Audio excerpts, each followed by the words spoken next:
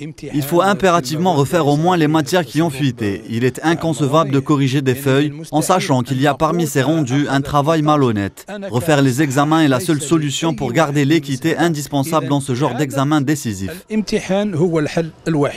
L'épisode du bac 2016 restera dans les annales, après l'incident majeur de la fuite des sujets entre les partisans de la théorie complotiste et ceux qui veulent faire incomber la responsabilité à Nouria Benghbrit, à l'instar des 40 députés qui ont voté hier le départ immédiat de la ministre de l'Éducation nationale. L'étau se resserre et le sort de l'examen reste incertain. Pour le syndicaliste Miziane Merien, aucune autre solution ne peut être recevable. Refaire le bac est une nécessité. Quant au CLA, il veut un autre bac, mais partiel, c'est-à-dire refaire seulement les épreuves concernées par la fuite des sujets. Cela pourrait se faire en juillet, propose alors Idel Achour, secrétaire général du Conseil des lycées d'Algérie, qui évoque la thèse du complot politique qui vise pas seulement la ministre, mais surtout la stabilité du pays. Le Front de la justice et du développement est aussi de la partie. Une pétition a été lancée par les députés d'El Adala pour demander le départ immédiat de la ministre. Mais la vraie question qui se pose et qui est sur les lèvres de tous les foyers algériens se trouve loin de la sphère politique, celle de savoir le devenir des candidats. La responsable du secteur éducatif s'en remet à la grande instance présidentielle afin de décider le sort du bac,